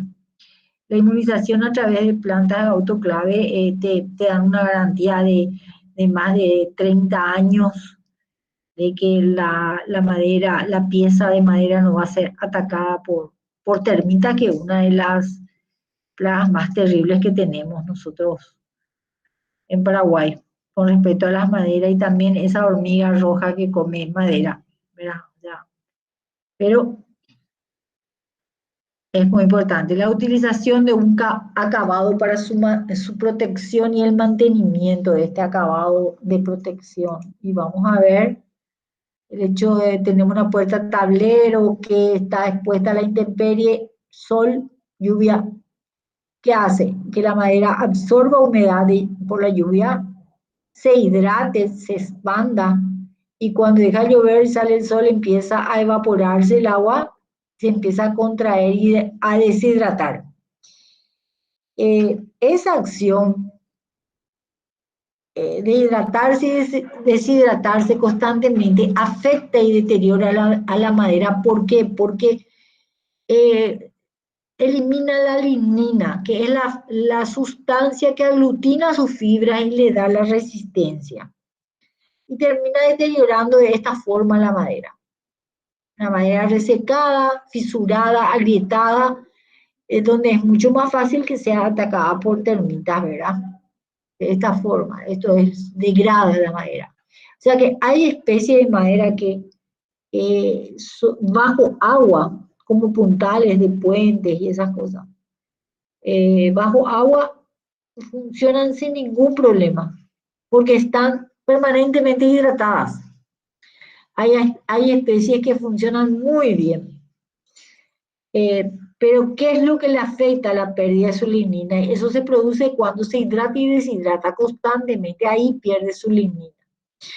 Y que el sistema, después, una vez que perdió su lignina y que aparecen fisuras, se va agrietando, se va deteriorando, las fibras quedan desadheridas unas de otras, sueltas unas de otras. Entonces el ataque a las termitas pero es invasivo y muy, muy rápido, ¿verdad? Y debilita totalmente el elemento estructural de madera o el elemento decorativo o el cerramiento de madera. Bueno, ¿y cómo combatir esto? Y están, como les decía, el tratamiento autoclave, también una vez que ya estén en obra el mantenimiento a través de los insecticidas contra termitas, hacer el mantenimiento tipo pintura, ¿verdad? Y cuando encontramos el caminito de la termita, a tratar de atacar el nido. Eso es fundamental porque muchas veces nosotros no tenemos termita en nuestros elementos de madera, en nuestro edificio, en nuestra obra, pero después de un tiempo por ahí cerca hay algún baldío y hay árboles y bueno, las termitas vuelan y hacen sus caminos bajo la tierra, invaden ese baldío, vamos a decir, y de ahí en más, esa es su gran colonia, de ahí en más empiezan a colonizar a todos los edificios del alrededor, ¿verdad?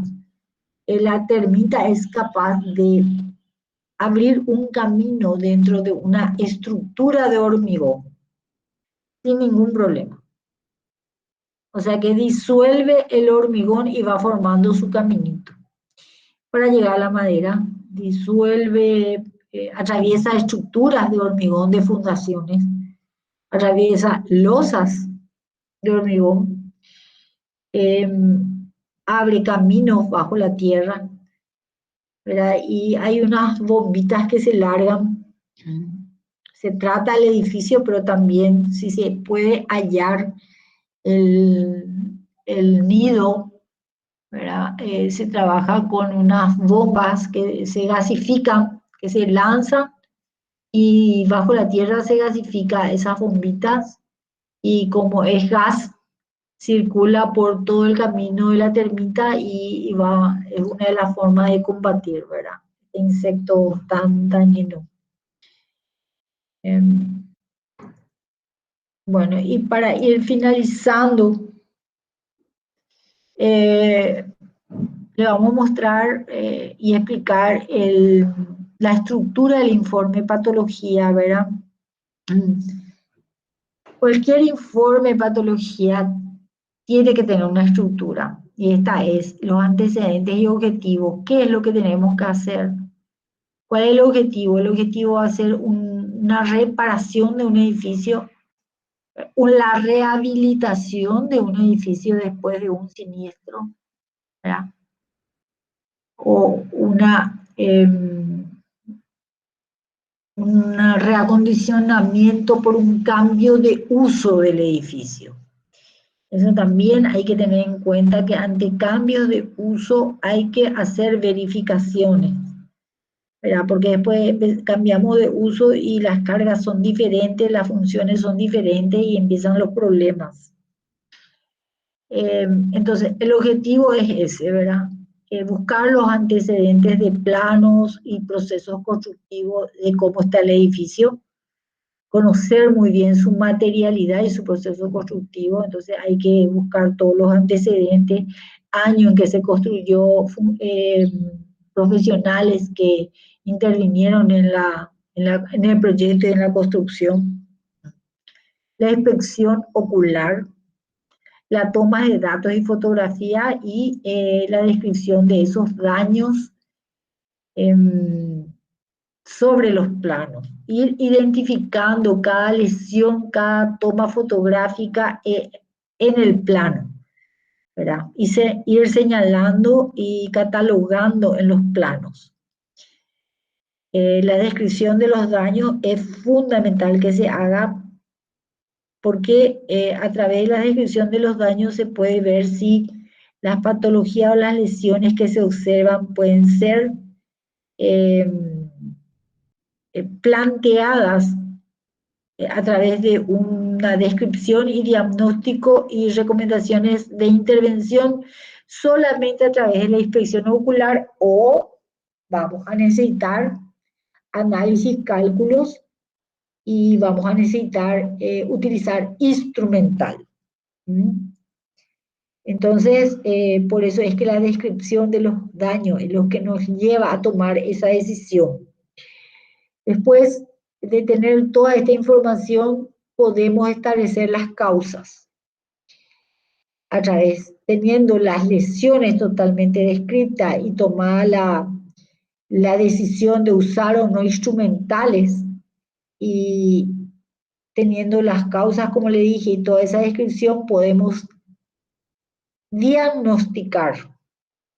Y a través del diagnóstico, entonces se pueden hacer las recomendaciones de actuación y los trabajos a realizar. Pero el diagnóstico, para hacer el diagnóstico, no nos podemos atrever a diagnosticar sin tener toda la información recabada, y si es necesario usar un instrumental, se tiene que usar. Y si es necesario hacer cálculos, hay que hacer cálculos.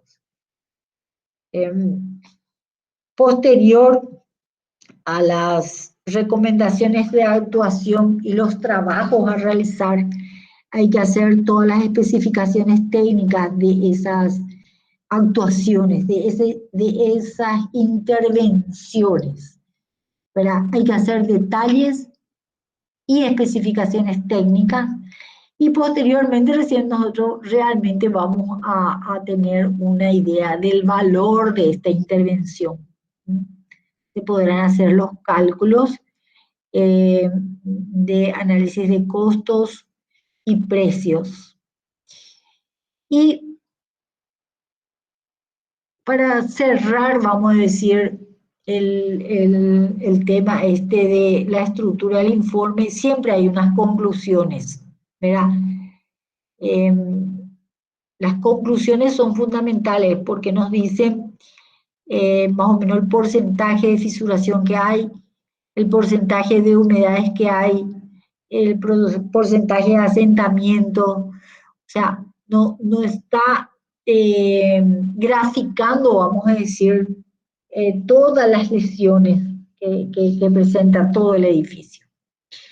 Y se usan fichas, ¿verdad? Planos, fichas, fotografías, se usan. Y bueno, la verdad que dependiendo del trabajo que hay que hacer y de la envergadura de la obra, uno puede ir diseñando la cantidad de fichas que necesite. De las más sencillas hasta las más complejas. Les quiero mostrar dos fichas que son básicas, pero todos los tipos de fichas, incluso la que ustedes diseñen, tiene que tener esta información. Esta es la información básica. El nombre de la obra, su ubicación y la antigüedad es fundamental. Y acá se hace el análisis de los factores potenciales de alteración, el elemento que estoy analizando. Estoy analizando, por ejemplo, muros, la patología conjuntiva o la lesión, le pongo el número. Si analizo muros, ¿verdad? Voy a analizar fisuras, entonces acá la ficha 1 de fisuras, porque las fisuras pueden tener diferentes causas, ¿sí?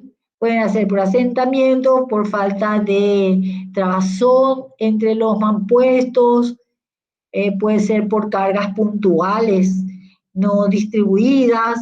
Entonces, van teniendo una cantidad de causas diferentes. Entonces, cada fisura tiene que tener, vamos a decir, cada ficha de fisura tiene que corresponder a un tipo de fisura.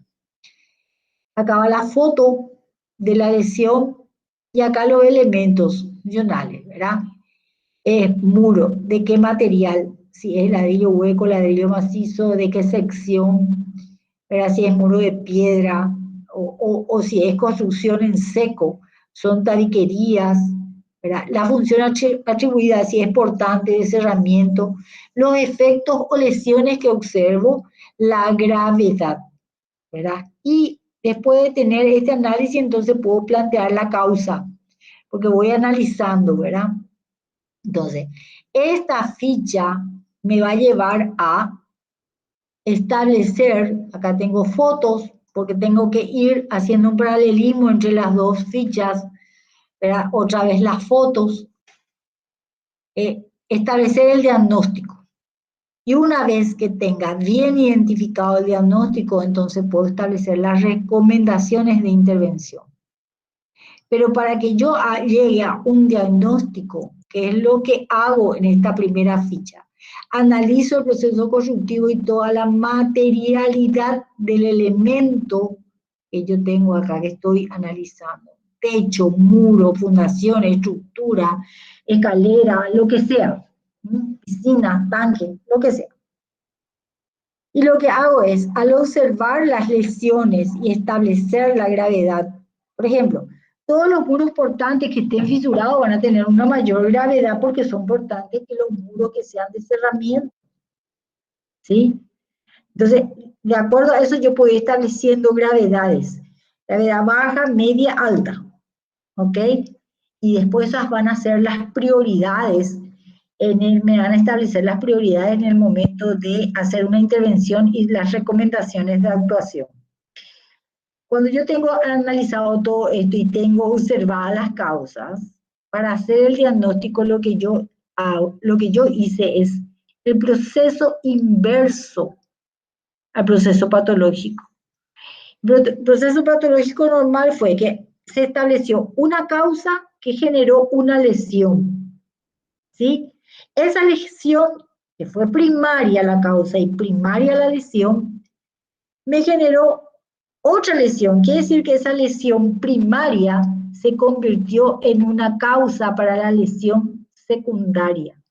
Y así va encadenándose. Por eso es que siempre hablamos en plural cuando hablamos de patologías constructivas y cuando hablamos de lesiones. Porque esto se va encadenando y en la medida que nosotros no intervengamos, cada vez va a ser mayor el proceso de lesión, causa, lesión, ¿sí? Entonces, cuando yo hago el proceso inverso, es que puedo hacer un diagnóstico certero y paso a esta ficha. Porque yo me voy de la última lesión, que es lo que estoy observando, a buscarle su causa, ¿verdad? Y después, ¿por qué ocurrió esto? Y encuentro que hay otra lesión. ¿Y por qué ocurrió esto? Y encuentro que hay otra.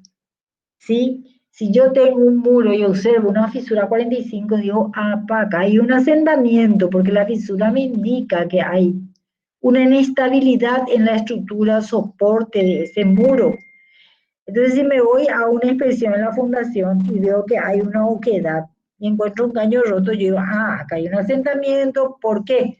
Porque se rompió un caño que hizo que fluya el agua y erosionó el terreno, y entonces eso hizo que haya un asentamiento diferencial. Y bueno, entonces estoy haciendo el proceso inverso al proceso patológico. Y ahí es que yo puedo establecer un buen diagnóstico que sea una solución y no un parche. Y acá establezco todos los trabajos recomendados con sus especificaciones técnicas, ¿sí? Acá se pueden ir citando los trabajos y en las especificaciones técnicas detallando hasta el último material, los dosajes completo de lo que se tiene que hacer.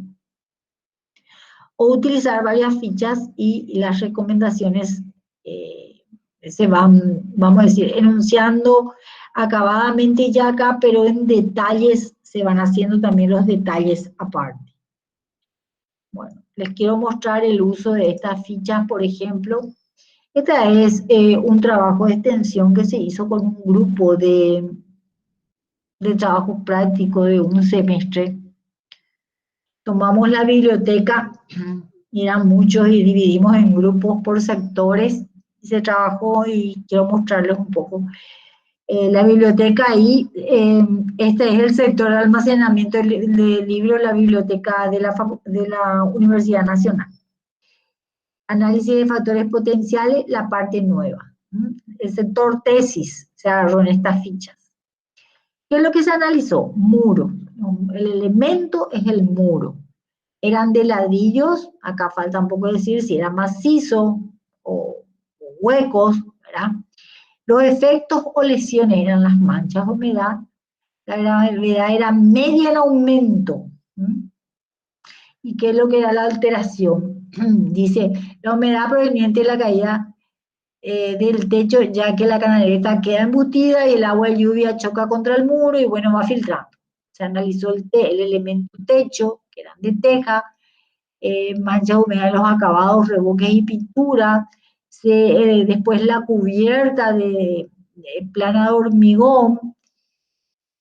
Bueno, les muestro la siguiente ficha. Se ponen las fotos, ¿sí? Se van poniendo las fotos. Fíjense en esta foto. El techo cerámico tiene su canaleta de borde y el caño de bajada pluvial está dentro del ambiente. ¿Qué pasó? Pasó que ellos tuvieron que hacer, acá está el plano, y se sectoriza en color la zona estudiada. Pasó que ellos tenían que hacer una ampliación del espacio. Les muestro acá la ampliación. En este. Y así, acá el techo y nada. Acá ya salía al patio, vamos a decir. Y quisieron ampliar este espacio. Hicieron esto. Por eso es que acá le quedó una canaleta embutida. Y esto con una estructura de losa plana, ¿verdad? Ampliaron este espacio. Al quedar una canaleta embutida, no tuvieron mejor idea que meter el caño bajada dentro del espacio. Por supuesto que esto filtraba. Fíjense cómo filtraba, ¿verdad? Encima, filtrar en una biblioteca es posible destrucción de materiales, de libros, ¿verdad? De cultura, vamos a decir. Bueno, entonces, acá se establece todo el diagnóstico, las causas y las recomendaciones. Fíjense que inclusive van teniendo los dosajes, los materiales, ¿verdad? Y en esto se puso la situación actual, esta es la ampliación y este era el edificio viejo. Y es un problema de mal diseño, porque lo que se debería haber hecho era esto, ¿verdad? La losa acá que sea por debajo de este alero y que esta losa trabaje como canal, ¿verdad? Y esto es lo que se hizo y tuvo ese problema. Y digamos que acá iba a quedar un poco más baja la losa, y necesitan mayor altura y bueno, tal vez se podría hacer unos escalones, una excavación y bajar este nivel de ampliación, bajar para que al hacer la losa al borde de alero no quede tan bajo este espacio. Sí, era la necesidad, pero esto es lo que se hizo erróneamente. Bueno, no sé si me siguieron, si están, si tienen consultas. Esto es lo que se hace con las fichas, lesión por lesión, elemento constructivo por elemento constructivo. O sea, voy a dejar de compartir para volver a ustedes. La verdad es que es un trabajo arduo, bastante, y depende de la envergadura del edificio que vamos a intervenir. No sé si quedó claro, tienen algunas consultas que hacer. Esas fichas pueden diseñarlas ustedes, pero siempre tienen que tener en cuenta esos elementos mínimos que están en esta ficha, que son muy sencillas de utilizar. Y cuando eh, vamos a decir, las consultorías son de vivienda y son edificios pequeños, la simplicidad de la ficha ayuda muchísimo, pero nunca jamás un informe patológico le puede faltar lo fundamental que es su fecha de inspección y de identificación, porque las patologías se van encadenando y van desarrollando situaciones cada día más graves. Yo ya he visto casos donde se mandaron a hacer estudios que estaban muy bien hechos, ¿verdad? Y se dejó y después de 5 años se intervino con ese estudio que ya era obsoleto. ¿Y qué pasó? Pasó que había lesiones nuevas y las lesiones viejas tenían una gravedad tal que salía más barato demoler y volver a hacer que entraran a intervenir. Entonces es todo un problema. Cuando uno va a intervenir y si ya hizo hace tiempo el estudio y el diagnóstico, tiene que volver y actualizar ese informe. Hay que actualizar. El informe tiene que ser nuevito, ¿verdad? Porque las lesiones no se detienen y se van encadenando y se van agravando día a día. Bueno, pasamos un ratito la hora, pero quiero saber si es que me pudieron seguir y si les quedó claro. Pueden abrir sus micrófonos, por favor. Muy claro, profe. Sí, Bueno, profe, se entendió todo. ok. Entonces, tienen material de sobra. Tienen el libro de patologías, que no es el último que salió, eh, pero es uno que está exclusivamente diseñado con los contenidos de la cátedra y que es una versión ampliada, que ese libro está agotado, pero está en PDF, ahí en la página, está cargado. Eh, la facultad no tiene luego la edición ampliada, ¿verdad? Pero ya no se publicó más porque estaba trabajando en un tercer libro donde, aparte de ver un poco lo que vemos, que es muy básico acá en patología en la cátedra, también presenta algunos trabajos de consultoría de diferentes envergaduras, ¿m? De diferentes envergaduras, entonces es como que está un poco más dedicado para nuevos profesionales porque está teniendo la experiencia de que muchos alumnos que se reciben empiezan a trabajar y empiezan a tener problemas en obra y empiezan a hacer consultas, entonces como para acompañar eh, a esa gente, vamos a decir. Entonces, El nuevo libro está a disposición en la facultad, pero también de repente nosotros vendemos el nuevo libro, de repente para quien quiera, pero no hace falta que compren, si hoy todavía no están interesados, pueden usar el libro que está cargado en PDF acá en la materia y que les va a servir para la cátedra. Ahí pueden ir leyendo y acompañando todo lo que hablamos en estas unidades, van a encontrar ahí en ese libro que es Patología Constructiva, Materiales y Procedimientos, se llama, está a disposición de ustedes. Y me gustaría, por favor, que traigan para la próxima clase todas sus consultas y hacer la retroalimentación. Va a depender exclusivamente de lo que ustedes quieran hablar o reforzar. Y, y bueno, nos vemos el lunes que viene y nos preparamos para el 21 para nuestro parcial. Muchas gracias por acompañarme. Dale, profe, muchas Gracias, gracias. profe. Gracias, profe. A ustedes.